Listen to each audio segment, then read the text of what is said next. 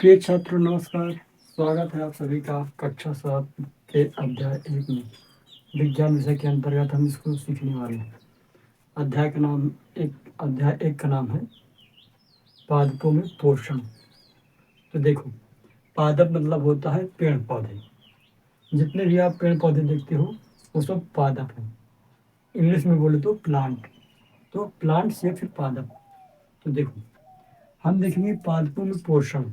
तो देखो, पोषण का मतलब यह है, सिंपल सा मतलब ये समझ लो पोषण से, जैसे कोई भी जीव भोजन करता है, ठीक, तो उसमें पोषक तत्व होते हैं। और वो पोषक तत्व करते क्या हैं, हमारा जो शरीर है उसका रख रखाव, मेंटेन, वृद्धि, प्रचलन, मतलब ऊर्जा ऊर्जा मिलती है ना भोजन से। तो ये सब क्या कहलाएगा, पोषण कहलाएगा। हाँ, जब भोजन हम करते हैं वैसे ही अब देखो, इससे पहले छठवीं में अपन लोगों ने क्या पढ़ा था कि भोजन के घटक वाला था चैप्टर। उसमें बताया गया था प्रोटीन, विटामिन, खनिज लवण, इन सब के बारे में बताया गया था, ठीक। तो उसमें भी आपने बहुत कुछ जाना कि आखिरकार भोजन हम करते क्यों हैं, या फिर भोजन से हमें क्या क्या चीज़ मिलता है।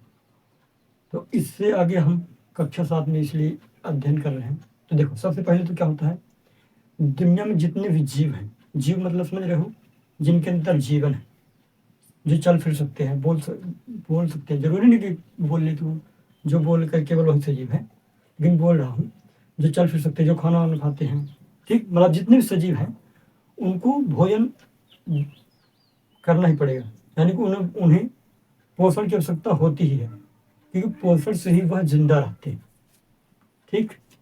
तो हम पोषण जानेंगे कि काहे के बारे में, पादपों के बारे में। अब फिर अगला चैप्टर क्या है, जंतु पोषण। तो देखते हैं पादपों पोषण क्या है। तो देखो, जो पेड़ पौधे होते हैं, जो ये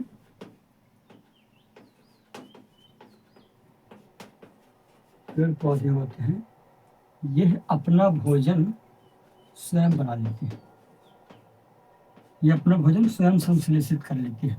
कौन, ये जो पेड़ पौधे हैं, ये अपना भोजन खुद से बना लेते हैं। ये अपना भोजन क्या कर लेते हैं, स्वयं बना लेते हैं, स्वयं बनाते हैं।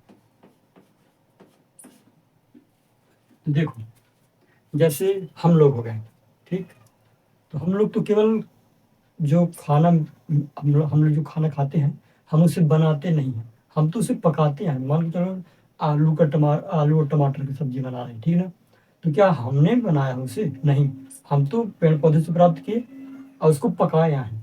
लेकिन जो ये पेड़ पौधे होते हैं, ये अपना भोजन खुद से बनाते हैं।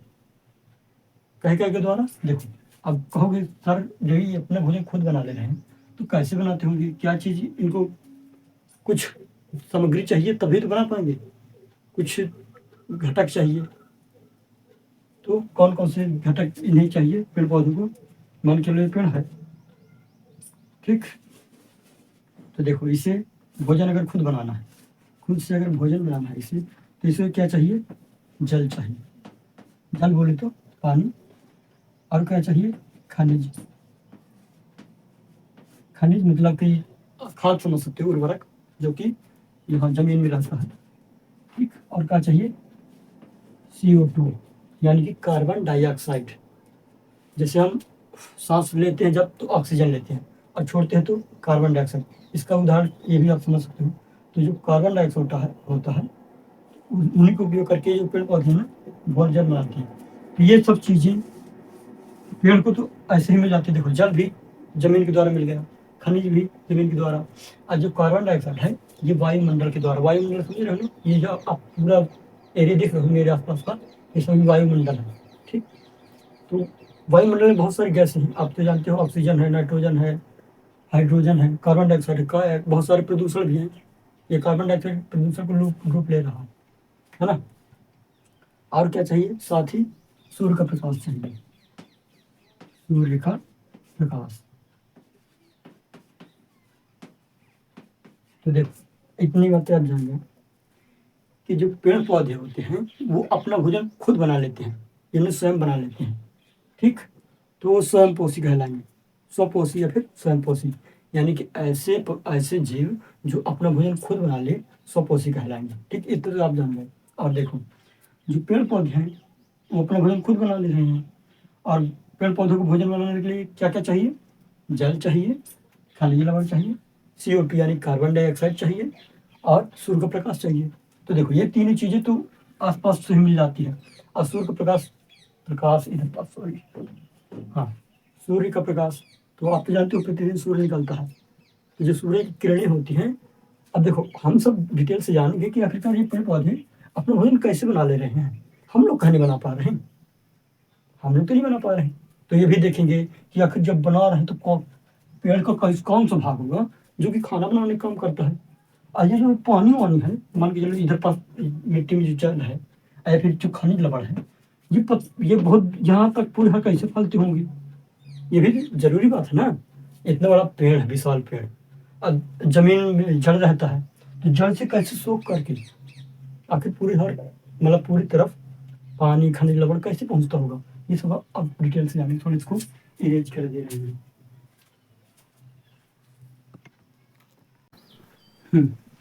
तो स्वयंपोषी क्या कहलाते हैं? तो देखो, स्वयंपोषी मतलब कि जो अपना भोजन खुद बना लें, वो स्वयंपोषी कहलाएंगे, ठीक। तो देखो, जो पेड़ पौधे होते हैं वो अपना भोजन खुद से बना लेते हैं, लेकिन ये बात जरूर जानना है आपको कि सभी पेड़ पौधे अपना भोजन नहीं बना पाएंगे। देखो कैसे, कौन पेड़ पौधे, जैसे कि देखो मैं बता दूं पहले से ही, जो केवल हरे पादप है ना, हरे पेड़ पौधे, केवल वही अपना भोजन बना पाएंगे सूर्य की उपस्थिति में, खुद से बना पाएंगे। और कोई और दूसरा पेड़ है जिसकी पत्तियां हरी नहीं है, फिर बताया जाएगा आगे, अमरवेल उदाहरण है, एक ठो अपवाद है, या फिर बहुत सारे हैं, है ना, जो कि अपना भोजन नहीं बना पाते, वो दूसरे के ऊपर आश्रित रहते हैं। तो देखो, जो अपना भोजन खुद से बना ले वो स्वयंपोषी कहलाएंगे, ठीक। या संश्लेषित करते लिख लो, यहाँ पास लिख लो, संश्लेषित करते हैं या फिर खुद से बना लेते हैं, उन्हें स्वयंपोषी जीव कहते हैं, या फिर स्वयंपोषी पादप भी बोल सकते हो। जीव मैंने इसलिए बोला है क्योंकि उदाहरण में जीवाणु भी आ जाते हैं, ठीक। देखो उदाहरण में क्या लिखा है, हरे पेड़ पौधे, हरे पेड़ पौधे एवं कुछ जीवाणु। जीवाणु सूक्ष्म जीव है जो कि हमें दिखाई देता नहीं है, ऐसे डायरेक्ट मशीन की सहायता से देखते हैं, सूक्ष्म दर्शी की सहायता से। तो ये जीव, कुछ जीवाणु भी हैं जो कि अपना भोजन खुद से बना लेते हैं, क्योंकि इनके पास ऐसा मैकेनिज्म होता है कि सूर्य के प्रकाश की उपस्थिति में ये अपना भोजन खुद से बना लेते हैं, ठीक। देख, अब देख, इसके आगे हम देखेंगे कि आखिरकार पेड़ पौधे अपना भोजन किस प्रकार से बनाते हैं, लेकिन अभी अच्छे से जान लो। देखो, जो ऐसे जीव जो अपना भोजन खुद से बना लें तो स्वयंपोषी कहलाएंगे, और ऐसे जीव जो अपना भोजन खुद से नहीं बनाते, या तो दूसरे जीवों पर आश्रित रहते हैं या फिर पेड़ पौधों पर आश्रित रहते हैं, उन्हें हम विषमपोषी कहेंगे। क्या कहेंगे? विषमपोषी। तो पादप को छोड़ करके, मतलब पेड़ पौधे को छोड़ करके आप दुनिया में जितने भी जीव देखते हो वो सब विषमपोषी कैटेगरी में आएंगे, ठीक। जैसे हम, तो हम अपना भोजन खुद नहीं बनाते, तो हम किस श्रेणी में आएंगे? विषमपोषी में। जैसे हो गया बकरी, तो बकरी भी विषमपोषी में आएगी क्योंकि यह अपना भोजन खुद से नहीं बना पा रहे हैं। लेकिन पेड़ पौधे स्वयंपोषी कहलाएंगे। स्वपोषी बोल दो, स्वयंपोषी को बोल दो, ठीक। इसको हटा देता हूं।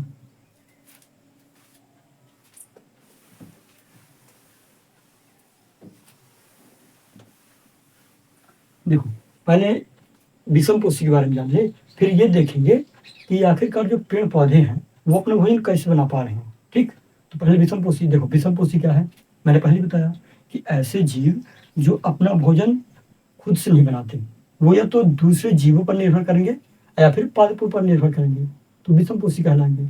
उदाहरण के लिए बहुत सारे उदाहरण हो सकते हैं, हम भी हो गए, मनुष्य, शेर भी हो गया, ये सब क्या है? विषमपोषी है, ठीक। तो चलो उसको भी लिख देता हूँ।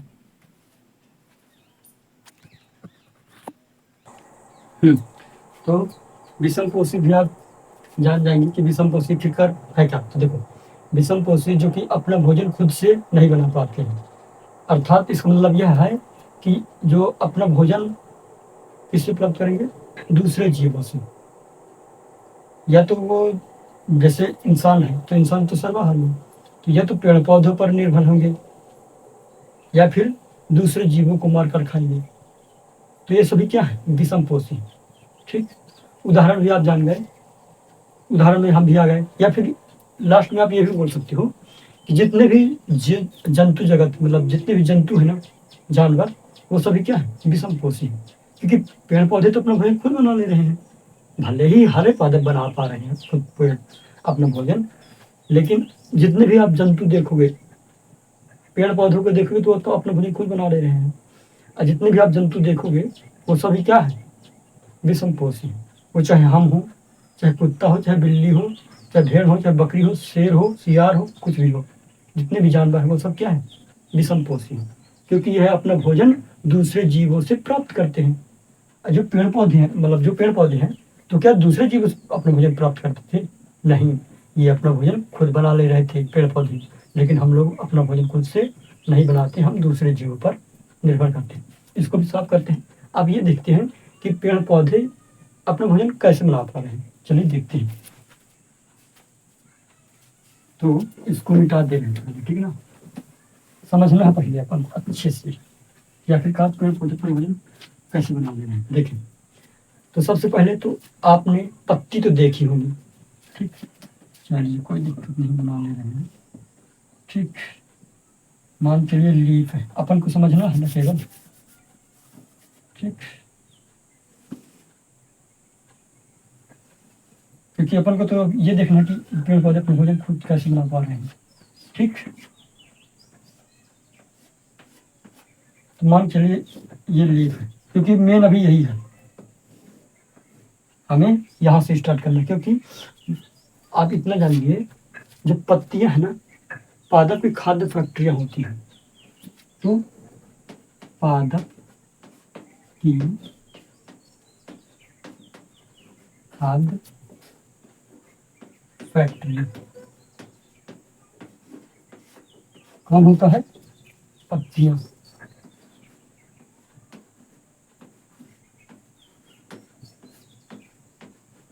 जो पत्तियां है ना, पादप की, पेड़ पौधे की खाद्य फैक्ट्री होती है। क्योंकि यही पत्ती सब खाना बनाएगी। अब जब पत्ती खाना बनाएगी तो इसके पास सब चीज जाना चाहिए कि नहीं। मान चलिए आपके घर में मम्मी खाना बनाती है, तो इधर पास मान लो किचन है आपका, ठीक ना।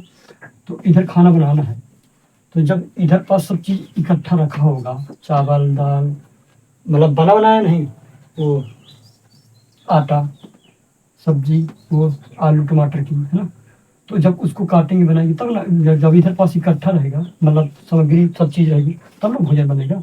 तो उसी तरह पादप की खाद्य फैक्ट्रियाँ पत्तियां हैं। अब पत्तियों तक सब चीज जाना चाहिए। अब आप बताइए कि पेड़ पौधे जो अपना भोजन बनाते हैं, किन किन चीजों को, किन घटकों का इस्तेमाल करते हैं। मैंने बताया था, अगर ये बता दो तो आप खुद बता दो। देखो पहले बता दे रहा हूँ, जल। जल की आवश्यकता थी, और किसकी आवश्यकता थी, खनिज की, ठीक है, जो कि मिट्टी से प्राप्त हो जाएगा। और किसकी आवश्यकता थी, हाँ कोई सूर्य का प्रकाश बोल रहा है, हाँ ठीक, सूर्य का प्रकाश तो जरूरी है। हाँ, और कार्बन डाइऑक्साइड, CO2 में लिख लीजिएगा फिर, हाँ कार्बन डाइऑक्साइड में लिख के CO2 लिख लीजिएगा। और क्या चाहिए था, सूर्य का प्रकाश। सूर्य का प्रकाश इस तरह बना दे रहा हूँ, आप जानिए सूर्य का प्रकाश के पास, ठीक। तो ये सभी चीजों को उपयोग करके पेड़ पौधे अपना भोजन पत्ती के साथ बना लेंगे। देखो अब पत्ती कैसी होती है, हरी होती है। पत्ती कैसी होती है, हरी। तो हरी होती है, इसका मतलब पत्ती में कुछ ना कुछ होना चाहिए जो कि हरा रंग देगा। तो पत्तियों का हरा रंग किसके कारण होता है, क्लोरोफिल के कारण। तो देखो इसको जान लीजिए, पादप की खाद्य फैक्ट्री कौन है, पत्तियां हैं। पत्तियों का हरा रंग, पत्तियों का, या फिर पत्ती लिख दो कोई दिक्कत नहीं, पत्तियों का हरा रंग। किसके कारण पत्तियां हरी होती है, क्लोरोफिल के कारण। क्लोरो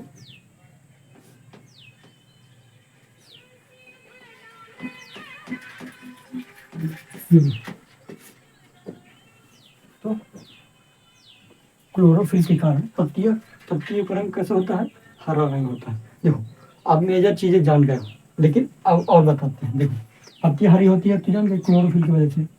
और पत्तियों में पता क्या होता है, रंध्र होते हैं, छोटे छोटे रंध्र। आपने अगर किताब पढ़ी है, ये जो हिंदी की, ये जो गणित विज्ञान की जो किताब है, अगर आपने इसे पढ़ा है, पढ़ ही लोगे तो कोई दिक्कत नहीं है, बाकी मैं समझा ही दूंगा। ठीक है, पढ़ोगे तो और अच्छा समझ में आएगा। तो यहाँ पास है ये स्टोमेटा, जो पत्तियों में क्या उपस्थित होते हैं, छोटे छोटे रंध्र, जो कि हम डायरेक्ट आंखों से देख नहीं सकते, है ना। इनको सूक्ष्मदर्शी की सहायता से देखा जाता है, उस पर अध्ययन किया जाता है। वैज्ञानिक लोग, डॉक्टर्स लोग, ये सब रिसर्च करते रहते हैं वैज्ञानिक लोग। ठीक, तो इस पत्ती में छोटे छोटे रंध्र होते हैं, छोटे छोटे रंध्र होते हैं। ठीक, तो जब पता है उन रंध्रों का मेन काम क्या है। जैसे देखिए, ये रंध्र है, ये रंध्र का चित्र है, ठीक है। ये पत्ती है, पत्ती का हरा रंग किसकी वजह, किस पिगमेंट के कारण से होता है, क्लोरोफिल। पत्तियों का हरा रंग क्लोरोफिल। ठीक, ये जूम करके बताया गया है इधर पास। ये क्या है, रंध्र है, रंध्र बोलो या फिर स्टोमेटा बोल दो। ये रंध्र ओपनिंग दिख रहा है, इधर पास लिखा है रंध्री द्वार। तो रंध्री द्वार के द्वारा, देखो अभी रंध्री द्वार को बताता हूँ, ठीक है। तो रंध्री द्वार, तो जब प्रकाश संश्लेषण या फिर भोजन जब पेड़ पौधे बनाते हैं तो रंध्र खुल जाता है। क्या हो जाता है, रंध्र खुल जाता है। तो रंध्र पता क्या करता है, हवा या फिर वायु का आदान प्रदान करता है, गैसों का आदान प्रदान। जो रंध्र होता है, देखो पत्ती का हरा रंग क्लोरोफिल की वजह से, और पत्तियों में छोटे छोटे रंध्र होते हैं, छोटे छोटे रंध्र। उन रंध्रों के बारे में इनको लिख भी लेना, ठीक है ना। पत्तियों में क्या होती है, रंध्र होती है। इन पत्तियों में रंध्र,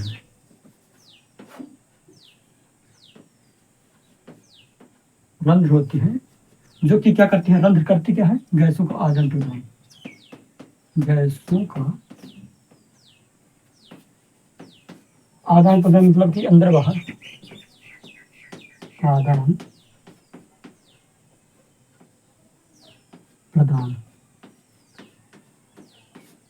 गैसों का आदान प्रदान। देखो बता दूं, क्योंकि जो कार्बन डाइऑक्साइड है वायुमंडल में, तो पत्ती तक कैसे जाएगा, रंध्रों के माध्यम से। इनके माध्यम से, रंध्रों के माध्यम से।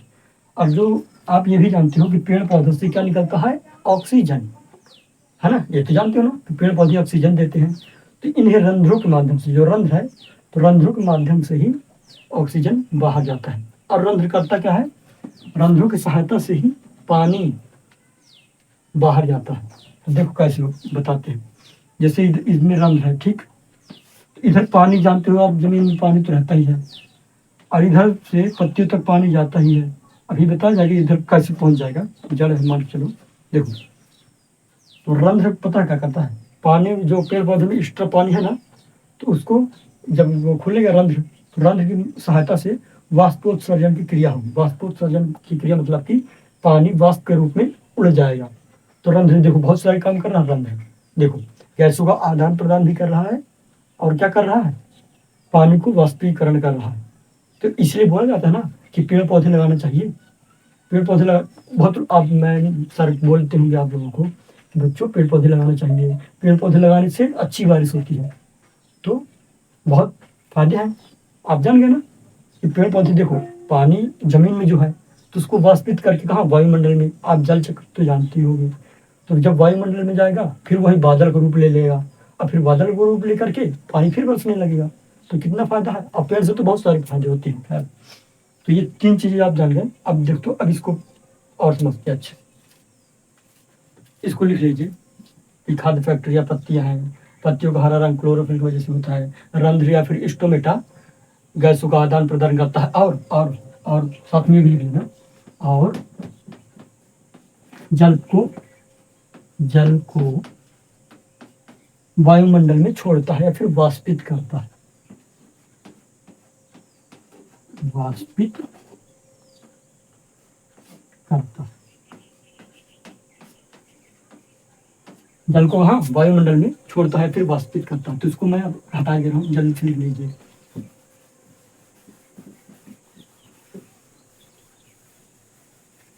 अब देखिए मेन क्या है, पत्ती, पत्ती ही भोजन बनाएगी। ठीक, तो आप रंध्र भी जान गए हो, है ना, रंध्र भी होते हैं छोटे छोटे। हरा रंग भी जान गए कैसे होता पत्ती का। देखो अब क्या, इधर पास हम सूर्य, मान के चलो सूर्य का प्रकाश, ये सूर्य आ गए। ठीक, ये सूर्य, हालांकि इस तरह सूर्य ना तो बना ही नहीं, कोई दिक्कत नहीं है।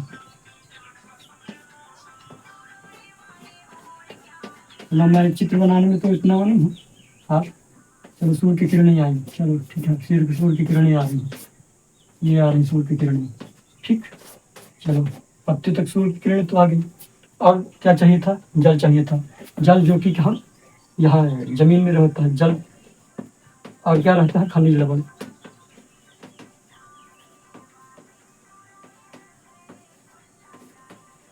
खनिज यानी कि पोषक तत्व भी रहते हैं जमीन में, नाइट्रोजन, पोटेशियम, पेड़ पौधे जमीनों से प्राप्त करते हैं। तो जल और खनिज लवण है। और क्या चाहिए था, CO2 यानी कार्बन डाइऑक्साइड, कार्बन डाइऑक्साइड।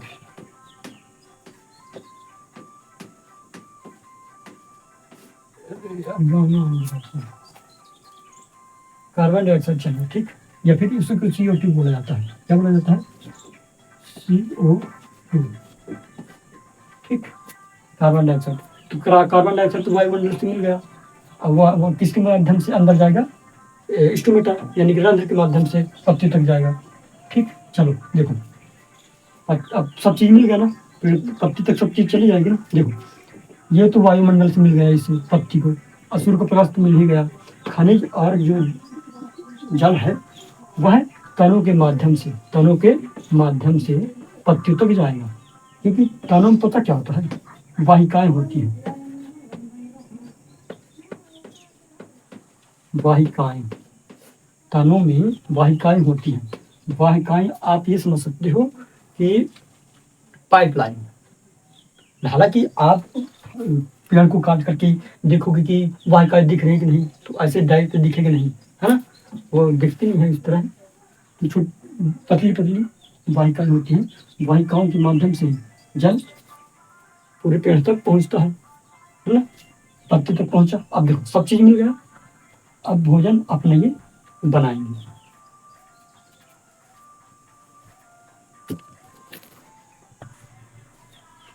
तो इन्हीं सब का उपयोग करके बनाएंगे। देखो सूर्य के प्रकाश में ऊर्जा होता है। अब ये बता, अब मैं कुछ आपसे पूछ रहा हूँ, पेड़ पर पत्तियों का हरा रंग किस कारण से होता है, मतलब पत्तियों का हरा रंग कौन देता है, क्लोरोफिल। पत्तियों में रंध्र का काम क्या है, बताइए, रंध्र का क्या काम है, गैसों का आदान प्रदान और पानी को वाष्पित करना, यानी कि वायुमंडल में पानी को छोड़ना। हाँ ठीक है। और वाहिकाओं का क्या काम है, खनिज लवण और जल को पत्तियों तक पहुंचाना। ठीक है। जो कार्बन डाइऑक्साइड है, जब भोजन पेड़ पौधे बनाते हैं तो कार्बन डाइऑक्साइड, सूर्य प्रकाश और इन सभी चीजों को उपयोग करके अपना भोजन ये बना लेते हैं। और फिर जब भोजन बना करके मंड के रूप में बनाते हैं, शुगर के रूप में, और ये अपने तनों में पूरे हर स्टोर कर लेते हैं। ठीक, अब फिर जब बनाने में जो प्रक्रिया आई है, अब प्रक्रिया जब हुई है बनाने में, भोजन बनाए तो कुछ ना कुछ रिलीज होगा। ठीक, तो पता क्या, ऑक्सीजन को लिए खाना जब पूरा बना लिए जब, तो वो ऑक्सीजन गैस को रिलीज करते हैं। जैसे कि देखो हम ऑक्सीजन लिए, ठीक, सांस लिए, हमारे फेफड़ों तक गया, फेफड़ों से हमारे पूरे रक्त के द्वारा पूरी कोशिकाओं तक गई, फिर वो कोशिकाएं जल्दी जल्दी ऑक्सीजन को तोड़ी और तोड़ करके ऊर्जा बना दी भोजन की सहायता से। भोजन हम किए हैं ना, देखो अच्छे से बताता हूँ, भोजन हम लोग किए हैं ये तो आप जानते हैं। हम सांस भी लेते रहते हैं, तो हम सांस लिए, फेफड़े में गया ऑक्सीजन, फेफड़े में गया, फिर फेफड़ों के द्वारा विभिन्न रक्त के माध्यम से विभिन्न पूरे शरीर तक चला गया। और हम जानते हुआ कि हमारा शरीर कोशिकाओं से मिलकर बना है। तब जब कोशिकाएं उस ऑक्सीजन को तोड़ेंगी, ठीक, और तोड़ करके ऊर्जा बनाएंगी, क्योंकि जो भोजन होते हैं, जो कार्बन डाइऑक्साइड होता है, प्रोटीन होता है, ये इनको तोड़ने के लिए ऑक्सीजन बहुत ज़्यादा उपयोगी होता है। ठीक, तो इसको तोड़ करके अब हमें ऊर्जा मिलेगी, और जब ऊर्जा बनाने में कुछ ना कुछ एनर्जी खर्च भी हुई है और कुछ ना कुछ निकलेगा, तो जो हमारे शरीर से निकलता है वो क्या, वेस्ट पदार्थ यानी कि खराब मटेरियल। जब काम अच्छे से बताइए, कहीं भी काम चलता है तो कुछ कचरा निकलता है कि नहीं, कचरा निकलता है तो उसको फेंक दिया जाता है, बाहर निकाल दिया जाता है। वैसे ही जब हमारे शरीर में इतना सारा काम हुआ तो कुछ कचरा बना, वो कचरा हमारे शरीर से बाहर निकल जा रहा है गैस के रूप में। कौन सी गैस, कार्बन डाइऑक्साइड, जो हम छोड़ते हैं कार्बन डाइऑक्साइड और लेते हैं ऑक्सीजन। अब पेड़ों की तुलना में क्या होता है, पेड़ उल्टा, जब पेड़ पौधे अपना भोजन खुद बनाते हैं तो कार्बन डाइऑक्साइड को लेते हैं और ऑक्सीजन को छोड़ते हैं। लेकिन रात में पता क्या होता है, रात में पेड़ पौधे ऑक्सीजन ग्रहण करते हैं। समझ जाइए, रात में पेड़ पौधे ऑक्सीजन को ग्रहण करते हैं। ठीक, वो ऑक्सीजन कब छोड़ेंगे, जब फोटोसिंथेसिस यानी कि सूर्य का प्रकाश उपस्थित होगा तब। और रात में पता है, आप कहोगे कि सर ये तो इस तरह में तो रात को ऑक्सीजन ही कम हो जाएगी। नहीं, ऑक्सीजन कम नहीं होती, फिर भी तब भी मेंटेन बना रहता है। और देखो, ये समझ गया ना, थोड़ा सा बता दे रहा हूँ। पता है क्या है, पेड़ पौधे जितना ऑक्सीजन देते हैं ना, उससे ज़्यादा तो समुद्र से ऑक्सीजन निकलता है। समुद्र, बड़े बड़े महासागर देखे हैं ना, सुने हैं नाम समुद्रों से, क्योंकि समुद्रों में सूक्ष्म जीव होते हैं, वो ऑक्सीजन का निर्माण करते हैं। वो कैसे करते हैं अभी ये जानने की आवश्यकता नहीं है, इतना जान जाइए कि समुद्र में उपस्थित जो छोटे छोटे जीव हैं वो भी ऑक्सीजन का प्रोड्यूस करते हैं, वो भी ऑक्सीजन निकालते हैं। इसीलिए मैंने बोला था ना पहले ही कि कुछ सूक्ष्म जीव यानी जीवाणु भी है जो कि अपना भोजन प्रकाश की उपस्थिति में करते हैं, और जब प्रकाश की उपस्थिति में करेंगे तो ऑक्सीजन रिलीज करेंगे, है ना। चलिए, इसको भी मिटा देता हूँ।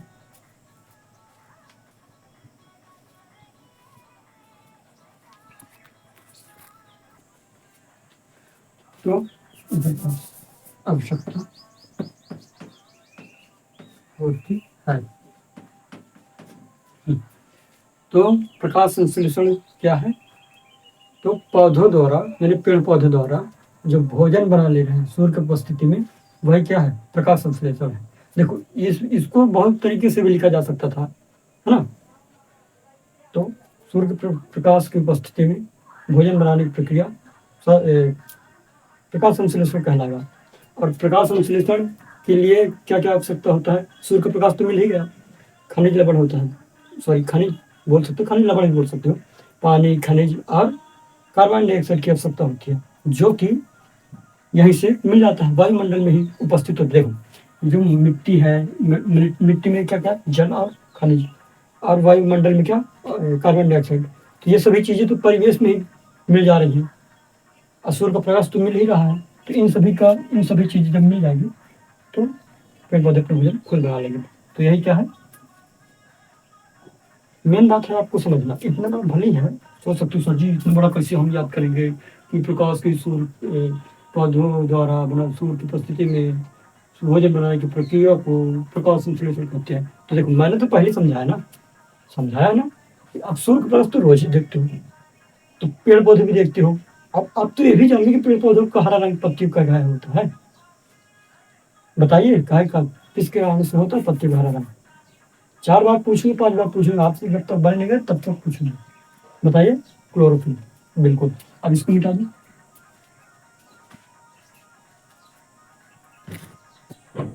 देखो जो पत्तियों के बारे में तो थोड़ा बहुत जानने लग रहे हैं, तो क्लोरोफिल को भी लिख लेते हैं। भूल जाता है, भूल भी सकता है, हालांकि थोड़ा सा लिख लिए थे लेकिन भूल जाता है। चलो लिख लेते हैं, चाक ही निचोड़ है।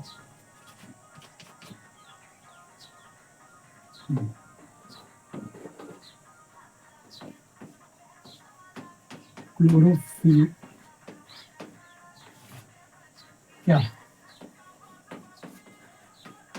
देखो क्वेश्चन ये आगे क्लोरोफिल क्या है, तो आप वही वाला आंसर दोगे जो ये वाला है, या फिर ये बोला जाए क्वेश्चन में कि पेड़ पौधों का हरा रंग क्यों होता है ना, तो आप बता दोगे क्लोरोफिल। तो क्लोरोफिल के बारे में देखो जानते हैं, तो क्लोरोफिल पत्तियों को हरा रंग देता है, या फिर ये लिख सकते हो क्लोरोफिल हरे रंग का वर्णक है जो कि पेड़ पौधों की पत्तियों में उपस्थित होता है। ये भी लिख सकते हो, तो लिख सकते हो क्लोरोफिल एक हरे रंग का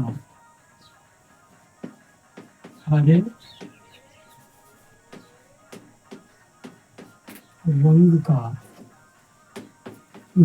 होता है।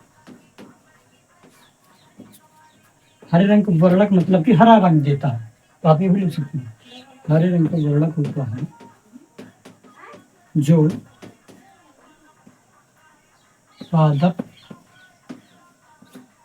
के पत्तियों को हरा रंग देता है, हरा रंग देता है।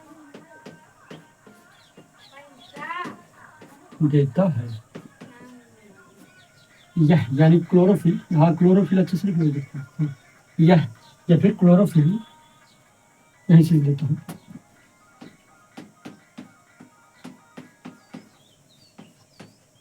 क्लोरोफिल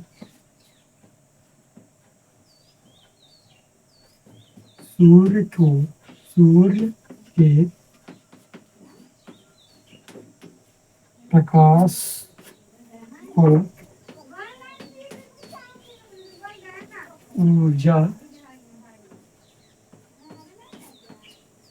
के रूप में स्टोर करके रखता है या फिर संचित करके रखता है, संचित करके रखता है।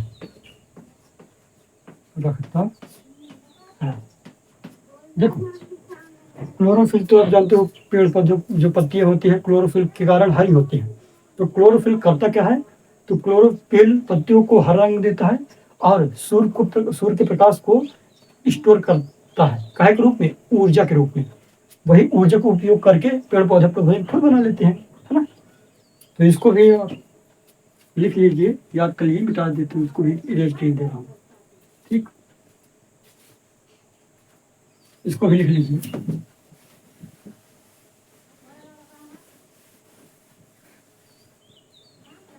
नंबर अगला,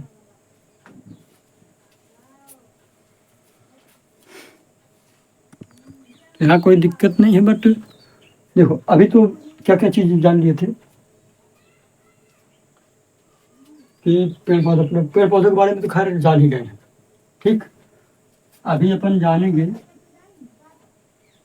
विषम पोषी जीव क्या है। विषम पोषी के बारे में थोड़ा जान लेते ना। आप ये भी जानते होंगे कि जो कुछ पेड़ पौधे होते हैं जो कि दूसरे जंतु खाते हैं। अगर किताब आपने पढ़ा है तो आप उन पादपों के बारे में भी थोड़ा बहुत पढ़ा है जो कि कीट मकोड़े खाते हैं, कीड़े मकोड़े खाते हैं। तो इससे शुरू में मैंने बताया था ना कि कुछ पेड़ पौधे ऐसे भी होते हैं जो कि कीट या फिर जो कि अपना भोजन खुद नहीं बनाते, वो तो उनकी बात अलग है। जो अपना भोजन खुद नहीं बनाते वो तो अलग है, वो तो अमर बेल का उदाहरण हो गया। लेकिन कुछ पादप ऐसे भी होते हैं जो कि कीट मकोड़े खाते हैं। देखो अब वो भी बताया जाएगा, तो चलो पहले उसी को बता दे रहा हूँ, ठीक ना। चलिए, तो देखो कोई भी पादप है, उस पादप का नाम ही बोल दे रहा हूँ, घटपर्णी। इधर किताब का चित्र बना होगा, ये घटपर्णी, ठीक। तो घटपर्णी नामक जो, या फिर पिचर प्लांट भी बोलते हैं, पिचर पादप भी बोलते हैं घटपर्णी को। तो ये जो घटपर्णी है तो पता है क्या करता है, देखो हरा रंग तो दिख रहा है ना आपको, चित्र में भी हरा रंग दिख रहा है। तो देखो ये दलदली क्षेत्रों में बनते हैं या फिर ऐसे क्षेत्रों में उगते हैं जहां पोषक तत्व तो बहुत कम ही मात्रा में पाया जाता है। अब ये बताइए, जब पोषक तत्व तो कम मात्रा में मिलेगा तो पेड़, हर जीव को तो जिंदा रहना ही है, जिंदा रहना है ना। तो धीरे धीरे ये पेड़ ऐसे बन गया, इसमें इतनी गुण आ गई। हालांकि सभी पेड़ों में ऐसे गुण नहीं है, ठीक है, लेकिन कुछ पेड़ पौधों में ऐसी क्षमता उत्पन्न हो गई है कि वह अगर उन तक सूर्य का प्रकाश मिल रहा है तो अपना भोजन बना लेंगे। अगर सूर्य का प्रकाश मिल रहा है अपना भोजन बना लेंगे। लेकिन मैंने ये भी बताया है कि ठीक है उनको सूर्य को थोड़ा बहुत मिल रहा, थोड़ा बहुत। एक तो वो ऐसी स्थान पर उगे हैं या फिर ऐसे स्थान पर हैं जहाँ पास खनिज लवण की बहुत ज़्यादा कमी है, पोषक तत्व तो मिल ही नहीं रहा उन्हें। तो क्या भोजन बना पाएंगे अपना सूर्य प्रकाश की उपस्थिति में? नहीं बना पाएंगे। जब सभी मान के चलिए आपके घर में आग बस है, केवल आपके घर में आग बस है, चावल या फिर आटा है ही नहीं, तो क्या आप भोजन बना पाओगे? तो आंसर है नहीं। तो इसी प्रकार जो ये वाले पेड़ पौधे होते हैं जो कीड़े मकोड़े खाते हैं, तो ठीक है सूर्य के पास थोड़ा बहुत मिल ही गया, कोई दिक्कत नहीं। अब लोग उसे पोषक तत्व तो मिल ही नहीं रहा, अब मिल भी रहा है थोड़ी बहुत मात्रा में मिल रहा है, लेकिन उसे भी जिंदा रहना है। तो पता है ये पेड़ पौधे अपना भोजन कैसे करते हैं? ये कीड़े मकोड़ों को मार कर खाते हैं। देखो जैसे कि अगर बताऊं तो ये मान के चलो पिचर पादप है, ठीक है ना? अभी चित्र तो देख ही लोगे, अपनी किताब में देख लेना। मान के चलो पिचर पादप, इधर पास पिचर पादप का मुंह है या फिर स्थान है, वह स्थान जिस पर वो खाएगा, ठीक। तो ईसर इधर इसके अंदर, इसके इस संरचना के अंदर श्लेष्मा युक्त रस निकलता है, श्लेष्मा युक्त रस जो कि बहुत सुगंधित होता है। जब सुगंधित होगा तो छोटे मोटे कीड़े मकोड़े वो सूंघते सूंघते भाग जाएंगे, देखेंगे वो भी अपना भोजन तलाश कर रहे हैं, वो कीड़े मकोड़े अपना भोजन तलाश कर रहे हैं, तो सोचेंगे कि इधर पास भोजन है तो लप से आएंगे, और फिर इधर का जो मटेरियल है उसको सक करेंगे, चूसेंगे, उसको भोग करेंगे, खाएंगे, ठीक। लेकिन उन्हें तो ये नहीं पता कि ये पेड़ पौधे की चाला है, ये उनके लिए नहीं, ये तो अपने लिए कर रहा काम, ठीक है।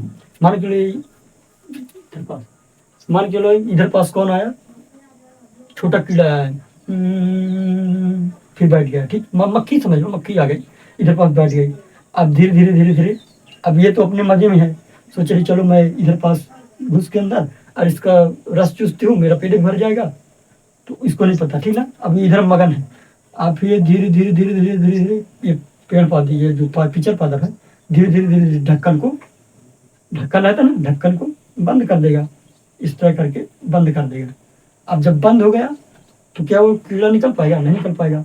इधर पास इसके अंदर बहुत सारे, इसके अंदर परत में बहुत सारे एंजाइम्स होते हैं या फिर भोजन को पचाने वाले रस होते हैं। तो जब वो कीड़ा मर गया, दब गया, अब उधर से रस निकलेगा, तो जो कि उस कीड़े को मारेगा, पचाएगा। जब कीड़ा मर जाएगा तो उसको मिल जाएगा ये इसके अंदर का जो रस है खाना पचाने वाला, तो कीड़े के ऊपर जाएगा और उससे पूरी एनर्जी खींच लेगा, उस कीड़े की एनर्जी खींच लेगा और पेड़ पे पूरे हाथ चला जाएगा। तो ये कीड़ा तो अपने लिए आया था, लेकिन इस पेड़ ने उसको सक कर लिया, खा लिया। तो देखो इससे फायदा क्या हो सकता है पेड़ को?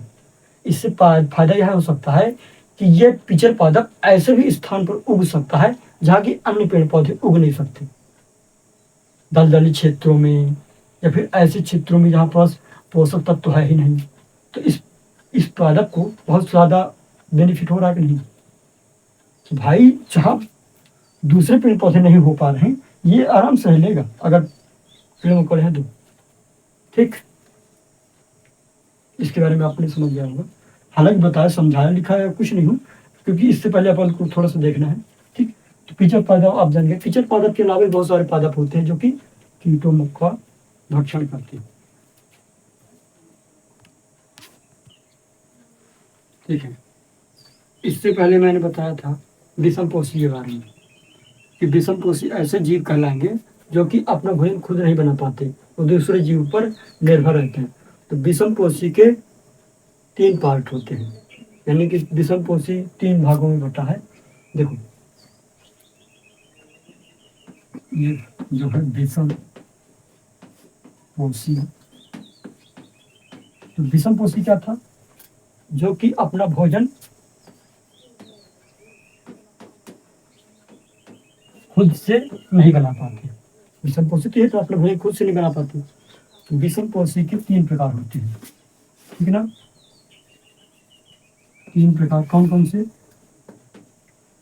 आगे पीछे हम कुछ भी लिख सकते हैं, चाहे इसको यहाँ पर लिखते हैं, इसको देखो, जैसे कि हो गया कीट भक्षी। अभी कीट भक्षी देखे ना, कीट भक्षी वही अभी पिक्चर पादप बता रहा था जिसे कीट भक्षी हो गया। दूसरा हो गया परजीवी, परजीवी। अब तीसरा हो गया मृतजीवी, मृतजीवी, मृतजीवी या फिर मृतोपजीवी या मृतोपजीवी, मृतोपजीवी। तो देखिए फिर से बता दे रहा हूँ, देखो स्वयं पोषी या फिर स्वपोषी क्या था, जो कि अपने भोजन खुद बना ले रहे हैं, वो स्वयं पोषी कहलाएंगे, जैसे पेड़ पौधे। और फिर अपने क्या पढ़ा था, विषम पोषी, जो कि अपना भोजन खुद नहीं बना पाते, या तो दूसरे जीवों पर निर्भर करेंगे या फिर पेड़ पौधों पर निर्भर करेंगे, तो विषम पोषी कहलाएंगे। अब विषम पोषी के 3 प्रकार हैं या फिर 3 भाग हैं, 3 पार्ट है, कुछ भी बोल सकते हो। तो विषम पोषी 3 प्रकार के होते हैं। कौन कौन से? कीटभक्षी, परजीवी और मृतजीवी या फिर मृतोपजीवी। तो देखो कीट भक्षी तो हमने पढ़ा है, कीट भक्षी मतलब कि जो कि कीटों को भक्षण करे। हमने पिक्चर पादप देखा ना कि ऐसे भी पादप थे जो कि कीटों को खाते हैं, उसको भी देख लिया। देखो अभी परजीवी के बारे में जानते हैं, पैरासाइट या फिर परजीवी। तो यह पता क्या होता है, ये ऐसे जीव होते हैं, ये ऐसे जीव होते हैं जो कि किसी जीवित शरीर पर वास करते हैं, या तो शरीर के अंदर रहते हैं या फिर ऊपर लपटे रहते, चिपके रहते हैं। यह जीवित जीवों के अंदर या बाहर चिपके रहते हैं, अंदर या बाहर चिपके रहते हैं,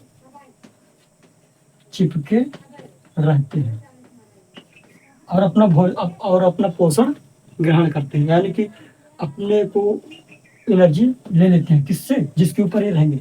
मान के लो ये इधर कोई जीव है, ठीक, अभी पेड़ पौधे की बात होगी, इधर कोई भी जीव मान चलो, तो अभी पैरासाइट की बात हो रही है, इधर पास पैरासाइट है, तो या तो इस जीव के अंदर होगा ये पैरासाइट, ये जो परजीवी है, ये वाला परजीवी, मान के लो ये कोई परजीवी है, तो या तो इसके अंदर रहेगा या फिर इसके बाहर रहेगा, ठीक। तो उसको बोलेंगे क्या? परजीवी। अभी परजीवी अच्छे से बताऊंगा, समझ में आ जाएगा। देखो आपने अमरबेल का नाम सुना ही होगा, जो पेड़ पौधे होते हैं, सब जगह नहीं बनते हैं, सभी जगह नहीं बनाते हैं। जैसे एक पेड़ है, ठीक ना, तो अमरबेल वो उसमें जड़ और कुछ नहीं होता, पीला पीला रहता है, ऐसे लपटा रहता है बेल टाइप। अब अलग से तो चौक है नहीं, देखता हूँ। परजीवी मान के चलो, अभी अमरबेल की बात हो रही है, तो अमरबेल पूरे हर इस तरह लपटा रहेगा, ठीक। अब आप लोग जानते हो कि हरे पेड़ पौधे अपने भोजन खुद बनाएंगे, और जब भोजन बनाएंगे तो ये चुट्टा है, ये परजीवी क्या होते हैं? चुट्टे होते हैं, सब चोर होते हैं। ये बेचारा अपने लिए भोजन बनाया, जैसे मैं पेड़ हूँ, ठीक ना, तो मैं अभी उदाहरण की समझ लो, ऐसे जैसे मैं पेड़ हूँ, मैंने सूर्य के प्रकाश से और ये खनिज वनिज की सहायता से, वायुमंडल में कार्बन डाइऑक्साइड की सहायता से बड़ी मेहनत से खाना बनाया, ठीक। और जो ये अमरबेल है बकलोल, जो चढ़ गया है उसके ऊपर, तो उसकी एनर्जी खींच रहा है, उसने अपने लिए भोजन बनाया, लेकिन जो परजीवी है वो उससे एनर्जी खींच रहा है। तो परजीवी जितने भी होते हैं, या तो जीव के ऊपर रहेंगे या फिर अंदर रहेंगे, क्योंकि हमारे शरीर के अंदर भी परजीवी हैं।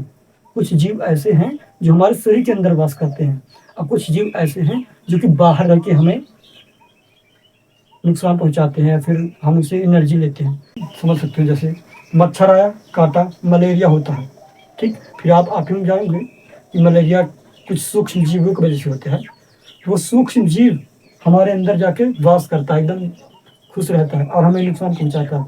तो वो ही क्या है? वो सूक्ष्म जीव क्या है? परजीवी है। तो परजीवी के बारे में आप तो जान ही गए होंगे। अब है मृत जीवी, नाम से ही स्पष्ट हो रहा है, मृत जीवी।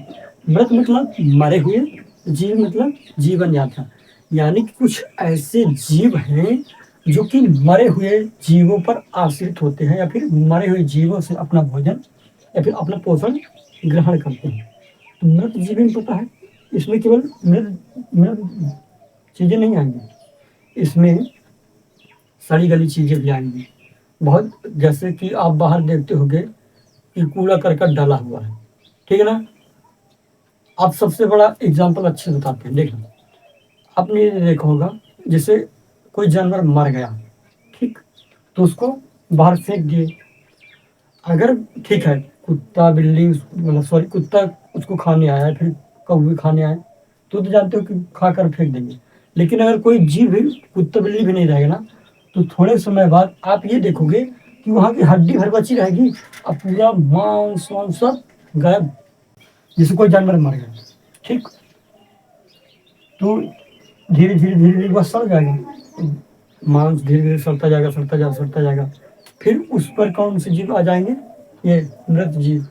तो मृत जीव उसके ऊपर आक्रमण कर देंगे, उसको खाएँगे एकदम, खा के और फिर कहाँ चले उसको, मतलब फिर नीचे चले जाएँगे, मिट्टी में चले जाएँगे। तो इससे फ़ायदा पता क्या है? जो मर गई थी, जानवर मर गया था, उसका पोषक तत्व उन्होंने कहाँ मिला दिया? ज़मीन में मिला दिया। इसकी एनर्जी ज़मीन में मिला दिया, प्लस ये जीवित रहेगा। अभी देखते हैं, जैसे कोई चीज़ सड़ चुकी है, ठीक? तो आप मृत जीवी, जितने भी जीव होते हैं मृत जीवी, तो सड़ी गली चीज़ों में रहते हैं। हालाँकि कवक, कवक के बारे में नाम सुना होगा, कवक भी सड़ी गली स्थानों पर पाए जाते हैं, ठीक? तो ये क्या करते हैं, अपशिष्ट पदार्थों को सोख करके मृदा में मिला देते हैं, ठीक? इतना तो आपको समझ में आ गया है, इसको मिटा के फिर बताते हैं अच्छे से।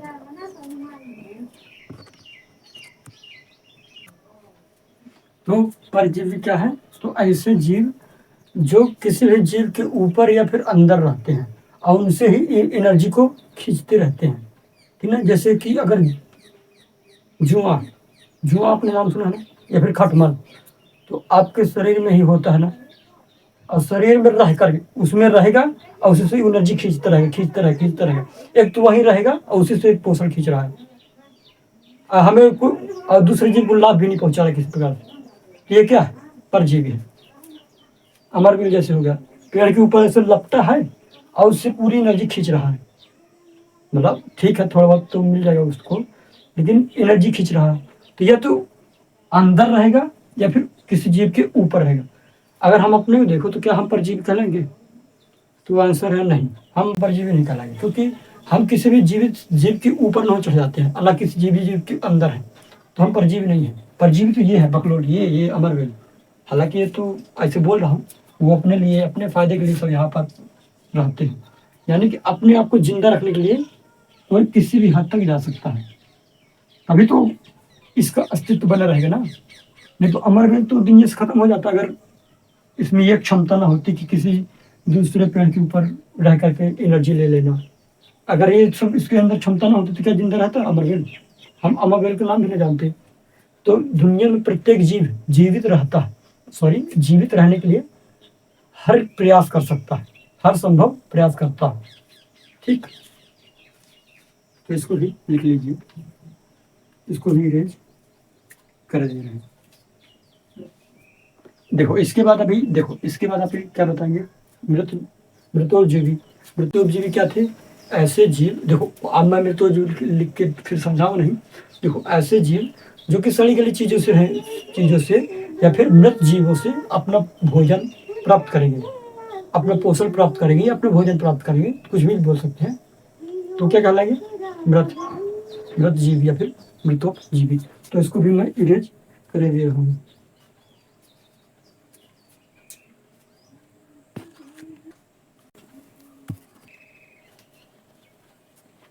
तो मृतजीवी या फिर मृतोपजीवी किसे कहते हैं, या फिर मृतजीवी या मृतोपजीवी क्या है, इनके बारे में समझाइए। तो देखो मैंने पहले बताया था कि मृतजीवी क्या है, जो कि सड़े गले चीजों या फिर दूसरे मरे हुए जीवों पर, क्योंकि मृत का मतलब क्या है? मरा हुआ। तो इधर पास लिख सकते हो कि ऐसे जीव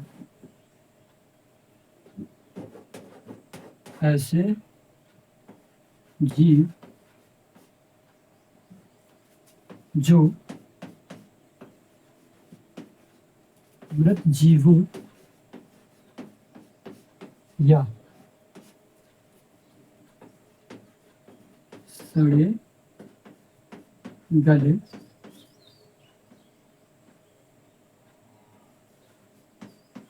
भागों, या फिर क्षेत्रों भी लिख सकते हो, जगह, सड़े गले भागों से अपना पोषण। अच्छा, भागों लिख के यहाँ पास क्षेत्रों लिख देंगे, कोई दिक्कत नहीं है। क्षेत्र मतलब जगह, जगह लिख दें, चलो आपके लिए जगह लिख देते हैं, जगह। सड़े गले जगह से अपना पोषण प्राप्त करते हैं। जगह लिख दो, स्थान लिख दो, जो आपको बेहतर लगे वो लिख दो इधर पास। प्राप्त, अपने भोजन प्राप्त करते हैं, क्या कहलाएंगे? मृतोपजीवी कहलाएंगे। तो उदाहरण में जैसे हो गया कवक, कवक, भुंडा, भुंडा नाम सुने हो? कवक मशरूम टाइप होता है ना, मशरूम ही होता है एक प्रकार का कवक, ठीक। और जीवाणु, और छोटे छोटे कीड़े देखे होंगे, कीड़े तो भी मृत जो भी जीवी कहलाते हैं। और जीवाणु विशेषकर, तो जब कोई जीव मर गया, मान के कोई जीव मर गया, ठीक ना, तो उसको भक्षण कौन करते हैं? ये छोटे छोटे जीवाणु करते हैं, ठीक। जीवाणु खा करके मृदा में उस एनर्जी को मिला देंगे, और इनको भी एनर्जी मिल गई, ठीक। तो इसके उदाहरण इसको लिख लीजिए। अब घटपर्णी वो पिचर पादप या फिर कीट भक्षी किसे कहते हैं? तो कीट भक्षी वाले हो गए, चाहे लिखो चाहे नहीं, पेपर में शायद नहीं आएगा, तो जान लो बस इतना। कीट भक्षी ऐसे जीव हैं जो कि कीड़ों से अपना भोजन प्राप्त करते हैं, कीड़ों को मार करके अपना भोजन प्राप्त करते हैं। उदाहरण के लिए पिचर पादप हो गया, या फिर ये भी देखो, प्रश्न ये भी पूछा जा सकता है कि कीट भक्षी पादप क्या है? इधर ये तो हो गया ना।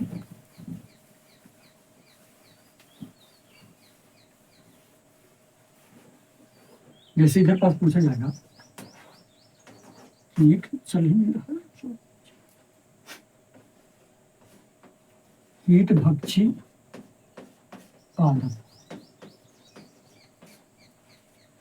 ठीक है ना। कीट भक्षी पादप क्या है, फिर किसे कहते हैं? तो कीट भक्षी पादप पता क्या है? ये ऐसे जीव हैं जो कि अपना पोषण छोटे छोटे कीड़ों को मार करके करते हैं। अपना पोषण, अपना, ये जो कीट भक्षी पादप है, ये अपना पोषण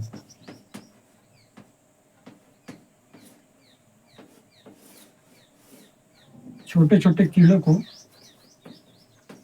छोटे छोटे कीड़ों को मार कर करते हैं। ये अपने अपना पेट कैसे भरते हैं, या फिर अपने शरीर का मेंटेन कैसे बनाए रखते हैं? छोटे मोटे कीड़ों को मार कर खाते हैं। हालांकि देखो, ये कीट भक्षी जो पादप है ना, इनको अगर सूर्य का प्रकाश या फिर थोड़ा बहुत सूर्य का प्रकाश मिल रहा है ना, तो अपना भोजन सूर्य के प्रकाश से बना लेंगे, खुद भी बना लेंगे, अपना जो भोजन खुद से बना लेंगे। लेकिन यह छोटे मोटे कीड़ों को भी भक्षण करते हैं। यह कैसे स्थानों पर, ऐसे स्थानों पर पाए जाएंगे जहाँ की मृदा में खनिज लवण न होगा, या फिर मतलब पोषक तत्व न होगा, या फिर बहुत कम प्रकाश पहुंचता होगा। ये कीट भक्षी कहाँ पास रहेंगे? जैसे स्थान, मतलब ये कहाँ पास रहेंगे? तो जहां सूर्य का प्रकाश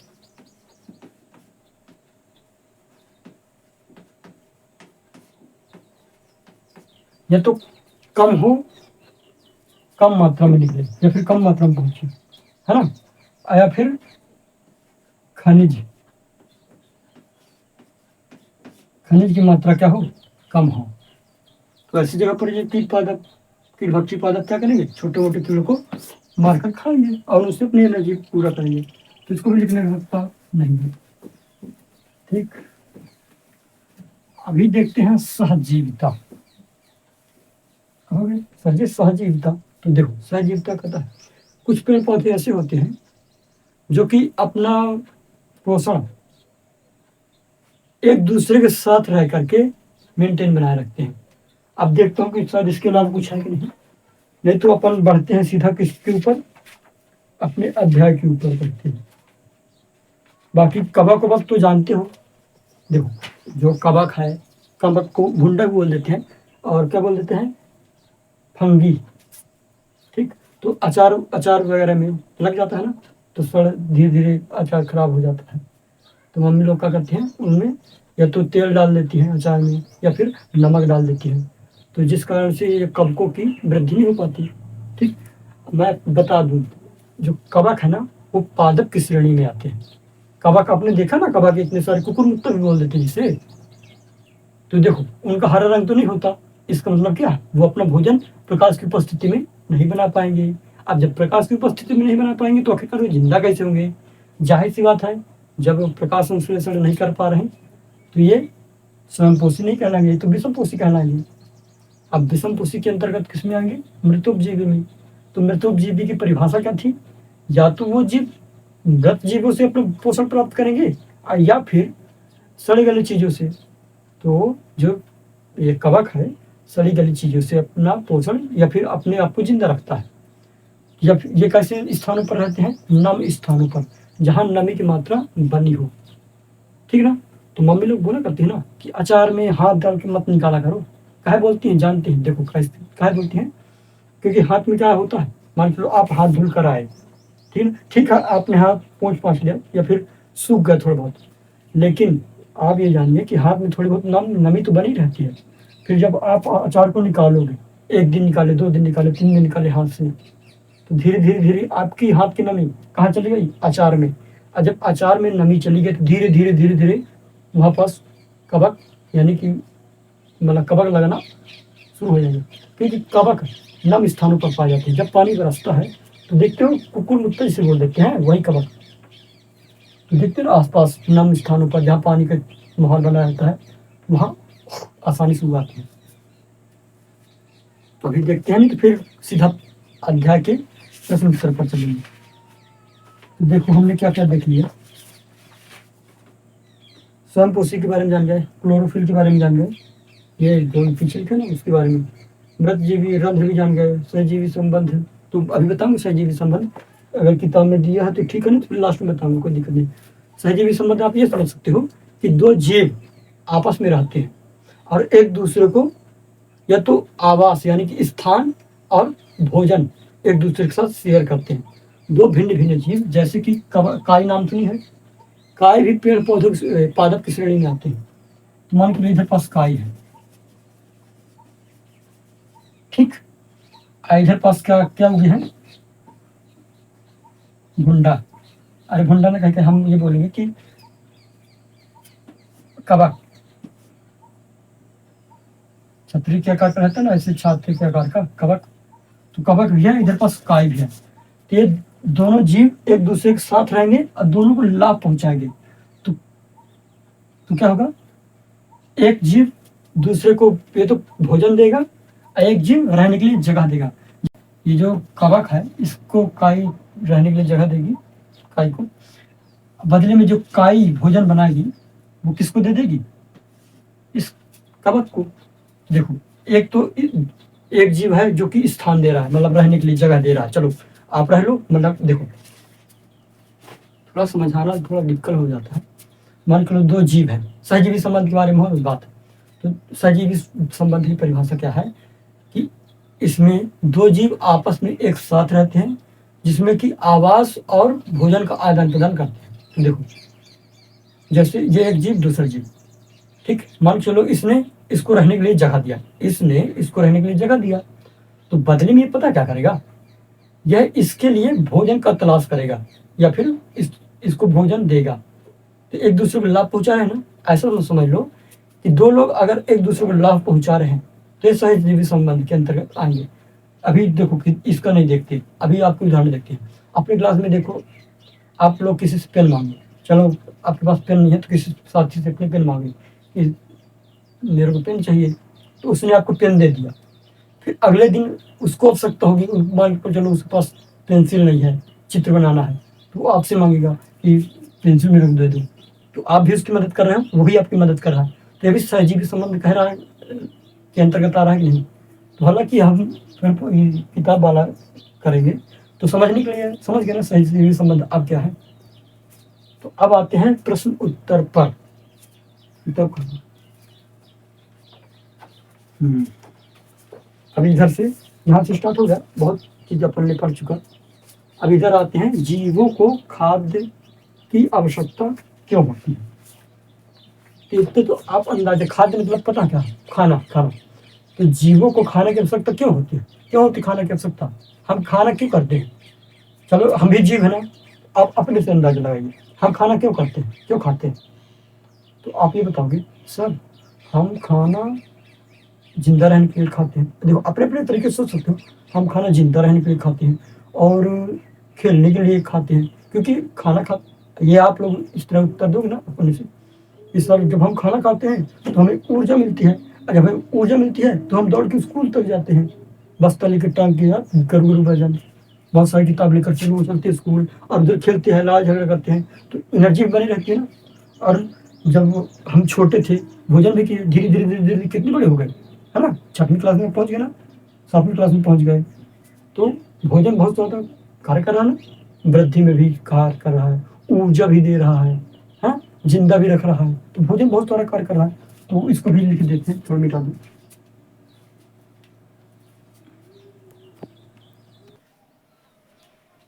तो देखो ये वाला प्रश्न है, जीवों को भोजन की आवश्यकता क्यों होती है। तो भोजन की आवश्यकता निम्न कारणों से होती है, मतलब कि ये काय के लिए होती है, ऊर्जा के लिए होती है, शरीर के टूटे फूटे हिस्सों की मरम्मत के लिए होती है। देखो जैसे हम भोजन किए तो हमें एनर्जी मिल गई ना, तो हम विभिन्न प्रकार के काम कर रहे हैं। अब भोजन किए, भोजन पोषक तत्व होता है, मान के चलो इधर 5 मिनट लग गया, ठीक, तो इधर से खून निकलेगा बहाएगा, मलहम पट्टी तो ठीक है होगी, अच्छी बात है। तो जो हमने भोजन किया ना, आज ये पोषक तत्व होते हैं, तो पोषक तत्व इस घाव को भरने का काम करेंगे अंदर से, क्योंकि कोशिका विभाजन होगा, ठीक, क्योंकि हमारा शरीर कोशिकाओं से मिलकर बना हुआ है, तो कोशिकाएं धीरे धीरे पुनः वापस बनती जाएंगी, नई बनेगी, तो धीरे धीरे घाव भर जाएगा। और एक की आवश्यकता होती है, देखो 2 लिख गए, अभी और लिख दे रहे हैं, इसको लिख लिया ना, देखो ऊर्जा की आवश्यकता होती है, और मेरे पास वृद्धि भी लिख सकते हैं, शरीर की वृद्धि के लिए या फिर शरीर निर्माण के लिए, शरीर के निर्माण के लिए, निर्माण में या फिर के लिए, चलो ठीक है।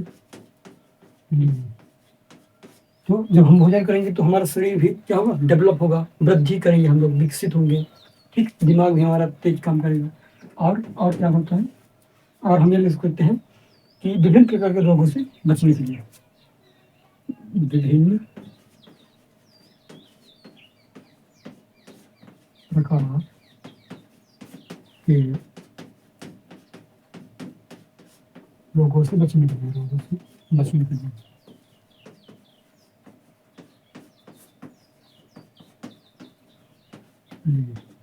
तो हम विभिन्न प्रकार के रोगों से बचेंगे जब हम, हमारा शरीर अच्छा रहेगा, हम भोजन करेंगे, पोषक तत्व हमारे सभी प्रकार के विटामिन है, खनिज लवण है, तो हम क्या करेंगे, हम विभिन्न प्रकार के रोगों से बच जाएंगे। कोई भी रोग हमारे ऊपर आया तो हम उसे फाइट करके जीत जाएंगे, हम नहीं, मतलब हमारी अंदर की जो कोशिकाएं हैं वो लड़ेंगी, ठीक। तो इसको भी मिटाते हैं। अब अगला क्वेश्चन देखते हैं। तो अगला क्वेश्चन बोल रहा है, परजीवी एवं मृतजीवी में अंतर। तो हमें अंतर एक दो लिख देंगे, कोई दिक्कत नहीं है कि परजीवी और मृतजीवी में अंतर क्या है। तो परजीवी भी आप जान गए हो, मृतजीवी भी जान गए हो, अब अंतर हम लिख देंगे।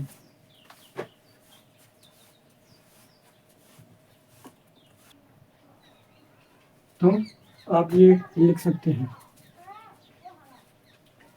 कि परजीवी क्या है, परजीवी ऐसे जीव है, देखो परजीवी और मृतजीवी में अंतर पूछा था, तो एक साइड परजीवी लिख लेंगे, एक साइड मृतजीवी को लिख लेंगे। तो परजीवी में क्या है, जैसे पहले नंबर में ये अपना भोजन दूसरे जीवित जीवों पर निर्भर रहते हैं या फिर दूसरे जीवित जीवों के द्वारा करते हैं, या फिर दूसरे जीवित जीवों से प्राप्त करते हैं। आइए, मृत जीवन क्या हो जाएगा कि अपना पोषण जीवों के मृत भाग से करते हैं या फिर सड़ी गले पदार्थों से करते हैं। और दूसरे नंबर में क्या लिख देंगे आप कि जो ये परपोषी हैं, ये परपोषी सॉरी ये परजीवी बोलना चाहिए। ये जो परजीवी जीव हैं ये परपोषी जीवों के ऊपर या अंदर रहते हैं। तो देखो इसका मतलब यह है कि हम लोग क्या है, परपोषी हैं। हम या तो विषम पोषी बोल दो चाहे परपोषी, सब देखो हम विषम पोषी हैं, ठीक, या फिर परपोषी। देखो परपोषी और परजीवी में दोनों में अंतर है, ठीक ना। परजीवी वो है जो कि दूसरे जीवों पर रहते हैं। अब परपोषी हम लोग हैं। परपोषी कैसे, हम दूसरे जीवों को खाते हैं या फिर पेड़ पौधों पर निर्भर करते हैं, ठीक। हम लेकिन ऊपर नहीं रहते कि उसी पर चढ़ जाए उसी को भक्षण करते रहे, नहीं, ऐसा नहीं होता ना। हम लोग तो अपना काम करते रहते हैं। लेकिन परजीवी ये तो शरीर के ऊपर रहेगा या फिर शरीर के अंदर रहेगा, समझ सकते हो, ठीक है। इधर पास जो मृतजीवी है,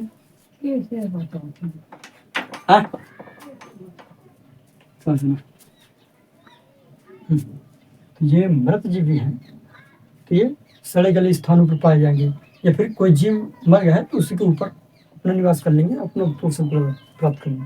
देखो इसका उदाहरण क्या है, अमर बेल है। और तीसरे नंबर पॉइंट है ना, तीसरे पॉइंट पर इधर पास लिख देंगे कवक, जीवाणु, ईस्ट, सूक्ष्म जीव ले सकते थे। देखो कवक, जीवाणु दिख रहा है क्या आपको? एक सेकेंड, जीवाणु नहीं दिख रहा तो जीवाणु देखो यहाँ, मैं यहाँ पास लिख दे रहा हूँ जीवाणु नहीं दिख रहा। जीवाणु इस तरह होता है, जी फिर वाणु, जीवाणु। तो ये जीवाणु यहाँ पास लिख लेना, ठीक है ना, इधर इस तरह होता है जीवाणु। तो चलिए ये भी खत्म होता है। अब आते हैं तीसरे प्रश्न पर। जीवाणु वो है। अब आते हैं तीसरे प्रश्न पर, एक सेकेंड। फिर प्रश्न नंबर तीसरा, तीसरा बोल रहा है, आप पत्ती में मंड यानी कि स्टार्च की उपस्थिति का परीक्षण कैसे करेंगे? तो इसमें अपने पास तो सिस्टम नहीं है कि हम कैसे बताएं प्रैक्टिकल करके, तो लिखना पड़ेगा। लेकिन लिखना तो आखिर पड़ेगा ना, तो आप यहाँ पर लिख सकते हो। यहाँ पर कहीं परीक्षण दिया था,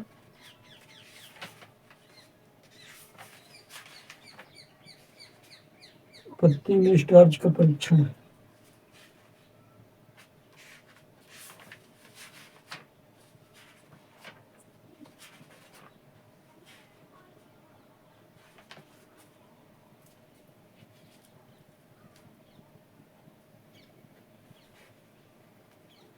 तो आपको यहाँ से लिखना पड़ेगा, ये वाला लिखना पड़ेगा, ठीक।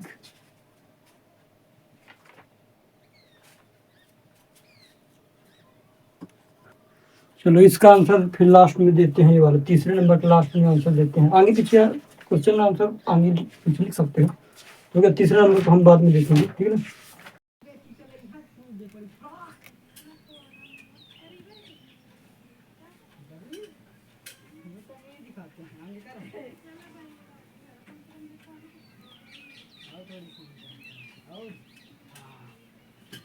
पहले तो हम चौथा नंबर देख लेते हैं। तो चौथा नंबर क्या बोल रहा है, हरे पादपों में खाद्य संश्लेषण प्रक्रम का संक्षिप्त विवरण दीजिए।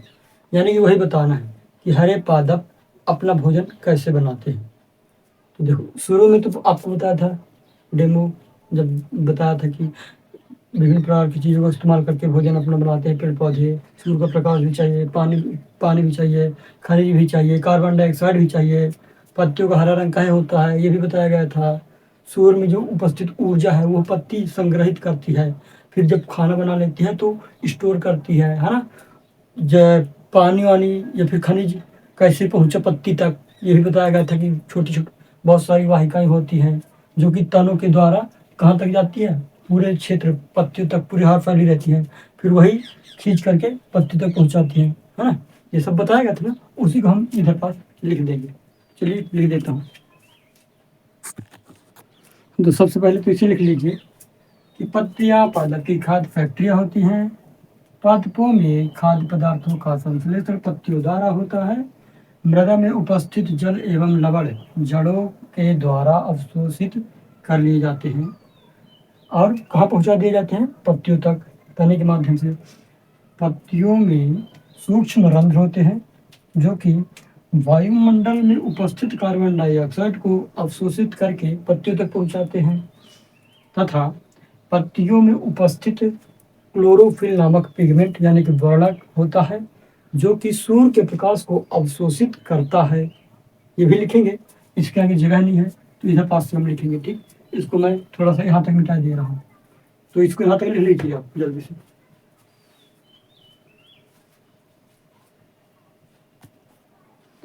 तो इधर पास आप ये लिख दोगे कि सूर्य जो क्लोरोफिल है सूर्य के प्रकाश को, सूर्य की जो प्रकाश होता है उसकी ऊर्जा को पत्तियों तक पहुंचाता है, और जब पत्तियों तक ऊर्जा पहुंच चुकी है तो जल, खनिज और कार्बन डाइऑक्साइड की सहायता से पत्ती अपना भोजन बना लेती है। ठीक, प्रकाश संश्लेषण तो आप देख ही चुके हैं, ये तो भोजन बनाने की प्रक्रिया देख रहे हैं। ठीक, तो चलिए इसे ये भी हो गए।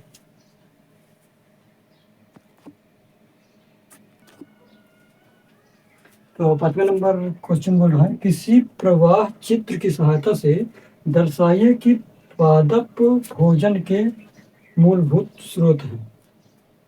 किसी प्रवाह चित्र की सहायता से दर्शाइए कि पादप भोजन के मूलभूत स्रोत हैं। तो इससे तो अभी तो नहीं, इसमें थोड़ा टाइम लग जाएगा क्योंकि इसका मैंने देखा नहीं अच्छे से। किसी प्रवाह चित्र की सहायता से मतलब कोई चित्र बनाना है, उसके सहायता से क्या बताना है, पादप यानी कि पेड़ पौधे भोजन के मूलभूत स्रोत हैं, यानी कि अच्छा जीवों के लिए भोजन कैसे मूलभूत स्रोत है, पादप के द्वारा बनाना है कोई चित्र। तो चलो अभी तो इसको नहीं बता रहा, ठीक, रेखा चित्र के माध्यम से बताया जाएगा, तो उसको तो फिर किसी अगले लेक्चर में फिर थोड़ा टाइम लगेगा इसमें, क्योंकि थोड़ा सा सोचना पड़ेगा क्या बनाना क्या नहीं बनाना। 6वां क्वेश्चन देखते हैं। तो 6वां क्वेश्चन क्या है, रिक्त स्थान भरना। ठीक, तो लिखा है, क्योंकि हरे पादप अपना खाद्य स्वयं बनाते हैं इसलिए उन्हें खालिस्तान कहते हैं। खालिस्तान में अब आप बताइए क्या बोलेंगे। इधर पर लिखा है, क्योंकि हरे पादप अपना खाद्य यानी भोजन स्वयं बनाते हैं, तो हम क्या खाएंगे उन्हें, बताइए। हाँ, क्या बोलेंगे, स्वयं पोषी या फिर स्वपोषी। ठीक, तो पहले वाले खाली स्थान पर क्या आएगा, स्वयं पोषी या फिर स्वपोषी। अगला देखते हैं, पादपों द्वारा संश्लेषित खाद्य का भंडार खालिस्तान के रूप में किया जाता है। यानी कि पादप यानी पेड़ पौधे के द्वारा संश्लेषित खाद्य का भंडारण खालिस्तान के रूप में किया जाता है। जो पेड़ पौधा अपना भोजन बनाया है वो किस रूप में स्टोर करके रखता है, तो मैंने बताया था मंड या स्टार्च। तो इधर पास दूसरे नंबर पर आप लिख सकते हो मंड, स्टार्च भी लिख सकते हो, कोई दिक्कत नहीं है, मंड लिखो चाहे स्टार्च लिखो। चलो ठीक है, स्टार्च लिख लेते हैं। चलो स्टार्च खाली सामने जाएगा और इधर पास क्या आएगा, स्वपोषी। देखो स्वपोषी लिख दो चाहे स्वयं पोषी लिख दो। अब अगले नंबर को देखते हैं, प्रकाश संश्लेषण के प्रक्रम में जिस वर्णक द्वारा सौर ऊर्जा संग्रहित की जाती है उसे क्या कहते हैं। मतलब ये बोला गया है, जो प्रकाश संश्लेषण का प्रक्रम होता है तो सूर्य के प्रकाश को कौन खींचता है, कौन सोखता है, तो आप क्या बताएंगे। अब आपको मैं ऑप्शन देता हूँ, पहला ऑप्शन है रंध्र, दूसरा ऑप्शन है स्टोमेटा, तीसरा ऑप्शन है क्लोरोफिल। अब आप बताइए पहला, दूसरा, तीसरा, रंध्र, स्टोमेटा की क्लोरोफिल। तो जिसने तीसरा नंबर बोला उसका सही है क्लोरोफिल। फ्लोरो, क्योंकि रंध्र क्या करते थे, रंध्र तो गैसों का आदान प्रदान करते थे। भूलो नहीं, थोड़ा याद रखो। हाँ, अगला, प्रकाश संश्लेषण में पादप वायुमंडल से खलिस्तान लेते हैं तथा खलिस्तान उत्पादन करते हैं। मैंने आपको पहले बताया था। तो बताइए, प्रकाश संश्लेषण में पादप वायुमंडल से क्या चीज ग्रहण करते हैं?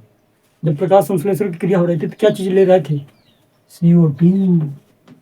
और क्या चीज ग्रहण कर रहे थे, अब क्या चीज छोड़ रहे थे? ये तो ग्रहण कर रहे थे, अब क्या चीज छोड़ रहे थे बताइए?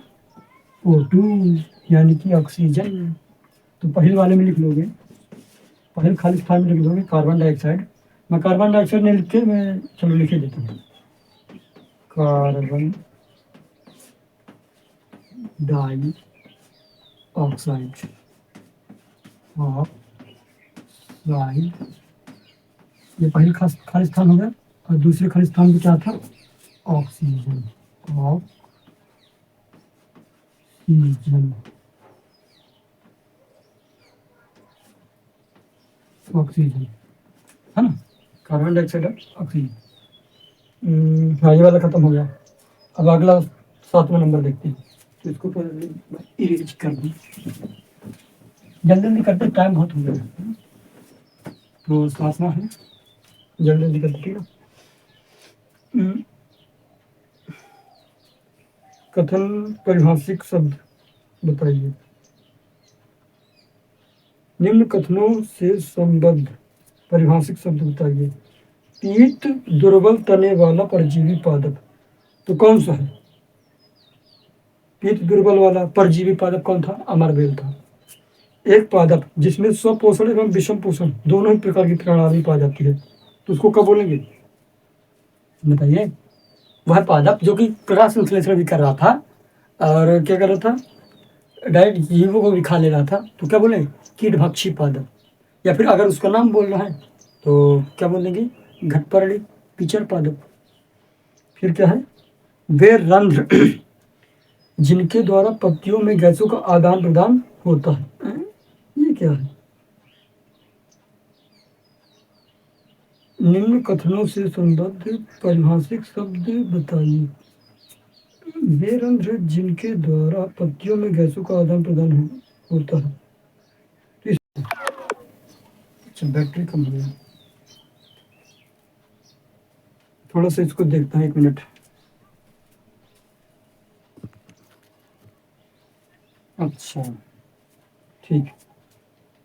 पर्णरंध्र, पर्णरंध्र आएगा। तो पहले वाले में क्या आएगा? 7वीं के पहले वाले में तो पीस तने वाला परजीवी बताना था, तो परजीवी कौन था? अमरबेल था, अमरबेल। ठीक। नंबर अगला है, एक पादप जिसमें स्वपोषण एवं विषम पोषण दोनों प्रणाली पाई जाती है, तो उस पादप का नाम बताना है। तो कौन सा पादप था? घटपर्णी या फिर पिचर पादप, पिचर पादप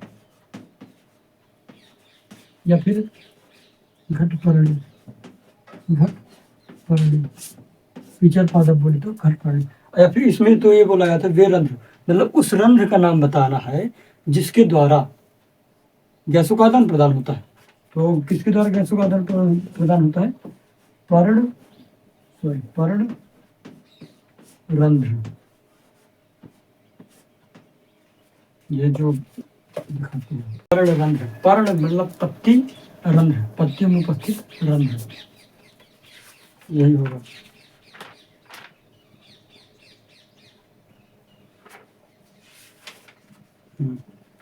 सहजीवी संबंध बचा था अभी, तो लास्ट में तो बोला था कार्य करने का।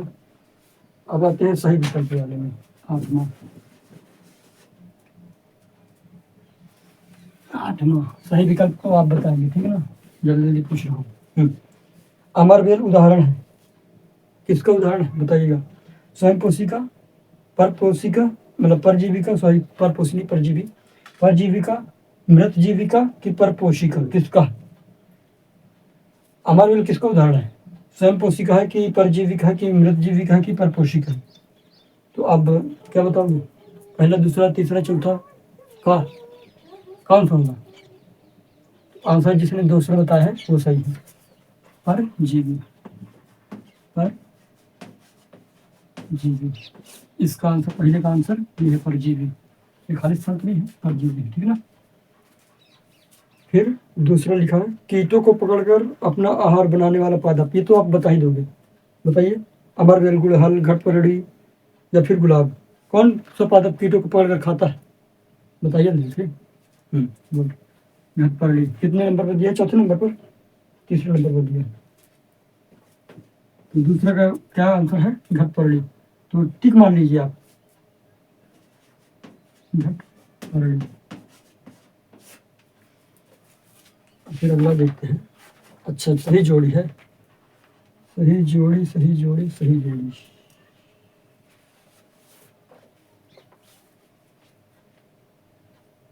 फिर सत्य सत्य है, सही जोड़ी। आप जल्दी मिला लीजिएगा, ठीक है ना, मैं बता दे रहा हूँ, जल्दी जल्दी। देखो, क्लोरोफिल, तो क्लोरोफिल कहाँ होता है? आपके पत्तियों में। तो पत्ती लगाइए, ठीक। चलो मैं लिखे दे रहा हूँ, टाइम बहुत टाइम लग जाता है। नौवीं का उत्तर, नौवा है, क्या क्या है? पत्ती, क्लोरोफिल, नाइट्रोजन, अमरवेल। क्लोरोफिल,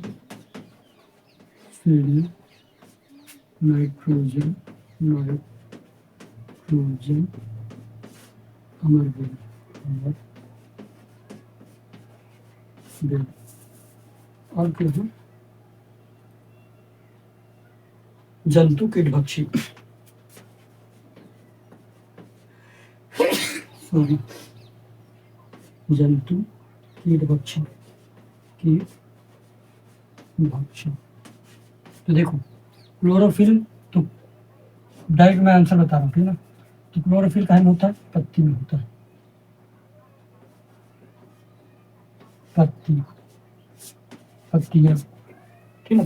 क्या लिखा? पत्ती लिखा है, तो पत्ती ले लो, कोई दिक्कत नहीं है। पत्तियों में होता है ना, तो चाहे पत्ती ले लो चाहे पत्तियाँ ले लो, कोई दिक्कत नहीं है। पत्ती, ठीक। हाँ। नाइट्रोजन, तो नाइट्रोजन का स्थिरीकरण है। नाइट्रोजन का स्थिरीकरण कौन करता है? जीवाणु करते हैं। यानी कि जो वायुमंडल में नाइट्रोजन है ना, उसको जमीन पर कौन सोखते हैं, कौन खींचते हैं? जो छोटे छोटे जीवाणु होते हैं। तो इसका जीवाणु हो गया अमरवेल। अमरवेल कैसा जीव है? परपोषी है। इधर परपोषी दिया है, अरे परजीवी है, सॉरी, परजीवी, परजीवी, परजीवी, परजीवी, परजीवी, क्योंकि परपोषी तो हम लोग हैं। और वो क्या है? जंतु, तो जंतु है परपोषी, हम लोग है ना जंतु, परपोषी। और कीट भक्षी, तो कीट भक्षी कौन है? ये तो आप जानते हो, कीट भक्षी तो पिचर पादप है। घटपरड़ी, इधर पास क्या लिखा? दोनों लिखा है, चाहे पिचर पादप बोल दो चाहे घटपरड़ी बोल दो। चलो पिचर पादप हम लिख देंगे, पिचर पादप। ये सब आपको याद होने चाहिए। अगर मैं सामने होता ना लवंतक, फिर दिक्कत हो जाती है। तो लिख लीजिए, ठीक।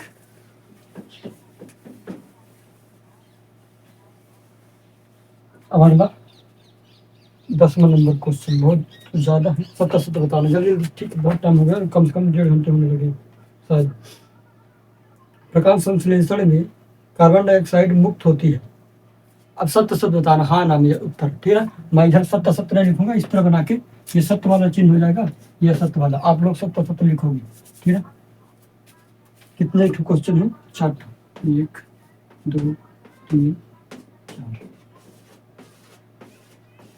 मैं फिर बताऊँ, पहले आपसे पूछूं फिर मैं बताऊंगा। हाँ, प्रकाश संश्लेषण में कार्बन डाइऑक्साइड मुक्त होती है। तो प्रकाश संश्लेषण में क्या कार्बन डाइऑक्साइड निकलती है? तो सही है कि गलत है? बताइए, सही है कि गलत है? गलत है, असत्य। क्योंकि ऑक्सीजन निकलती है, ठीक है ना। ऐसे पादप जो अपना भोजन स्वयं संश्लेषित करते हैं मृतजीवी कहलाते हैं। जो अपना भोजन खुद बना लेते हैं, क्या वो जीव मृत जीव कहलाते हैं? तो सही है कि गलत है? इसमें सही लिखा है कि गलत लिखा है? गलत लिखा है, असत्य है। चलो, प्रकाश संश्लेषण का उत्पाद प्रोटीन नहीं है। क्या प्रकाश संश्लेषण से प्रोटीन निर्मित होता है? इसमें लिखा प्रकाश संश्लेषण से प्रोटीन उत्पाद नहीं है। तो सही बोला कि गलत बोला है? सही बोला है, क्योंकि क्या निकलता है प्रकाश संश्लेषण से? क्या निकला था? स्टार्च, मंड, है ना, कार्बोहाइड्रेट के जो प्रकार, कार्बोहाइड्रेट है एक प्रकार का। फिर है प्रकाश संश्लेषण में सौर ऊर्जा का रासायनिक ऊर्जा में रूपांतरण होता है। बिल्कुल सही है। प्रकाश संश्लेषण का रासायनिक में परिवर्तन, जो हम भोजन करते हैं ना, फिर रासायनिक प्रक्रियाएं होती हैं, फिर तब हम इतने एनर्जी हो जाती है हमारे अंदर, ठीक है ना। लिख लीजिए इधर पास इस तरह लिखिएगा असत्य। हाँ, आइए जिधर इधर दोनों असत्य सत्य हैं, आइए दोनों सत्य सत्य हैं, सत्य। चलो ये भी कंप्लीट हो गया। 10वां वाला कंप्लीट हो गया। 11वां, 11वां है ना? हाँ 11वां और है 12वां। तो सही विकल्प चुनना जल्दी जल्दी। तो पादप के किस भाग द्वारा प्रकाश संश्लेषण हेतु वायु से कार्बन डाइऑक्साइड ली जाती है? तो कौन से भाग के द्वारा कार्बन डाइऑक्साइड ली जाती है? मूल द्वारा, मूल रोम द्वारा, रंध्र द्वारा, पर्णशिराएं द्वारा, या फिर बाह्य दल द्वारा? तो बाह्य दल द्वारा तो लिया नहीं जाएगा। रंध्र, स्टोमेटा, तो पहले वाले में होगा रंध्र, रंध्र। स्टोमेटा मैं अपने से लिखा दे रहा हूँ, ठीक है ना, ताकि कभी भूले नहीं। स्टोमेटा, इंग्लिश में बोलते हैं स्टोमेटा, रंध्र या स्टोमेटा। हाँ। वायुमंडल से मुख्यतः जिस भाग द्वारा पादप कार्बन डाइऑक्साइड प्राप्त करते हैं वह है। तो वायुमंडल से जो पादप का भाग है वह कौन सा भाग है जो वायुमंडल से कार्बन डाइऑक्साइड को ग्रहण करता है? क्या जड़, तना, पुष्प, या फिर पत्तियां? तो वह कौन सा भाग है जो कि कार्बन डाइऑक्साइड को खींचता है? तो आप बोलोगे सर जी पत्तियां हैं, तो बिल्कुल पत्तियां। इधर पास पत्ती लिखा है, पत्तियां लिखा है। चलो ठीक है, क्योंकि बहुत सारे, चाहे पत्ती लिख दो चाहे पत्तियां लिख दो, कोई बराबर बात है। तो चलो ये आपका फाइनल हो गया। फिर आगे पढ़ेंगे अपन लोग प्राणियों में पोषण। इसको पढ़ के आइएगा भैया, बहुत जरूरी है, क्योंकि हम अपना पोषण देखेंगे कि आखिरकार हम भोजन कैसे पचा पाते हैं, है ना। तो चलो, आशा करता हूँ कि आप सभी को समझ में आया होगा। अगर समझ में आया है तो आप अपनी राय कमेंट में बताइए। थैंक यू यहाँ तक बने रहने के लिए। समझ में आया तो अच्छी बात है, नहीं आया तो कोशिश करूँगा अगर आप बताएंगे तो कि आया कि नहीं आया। बाकी best of luck, thank you.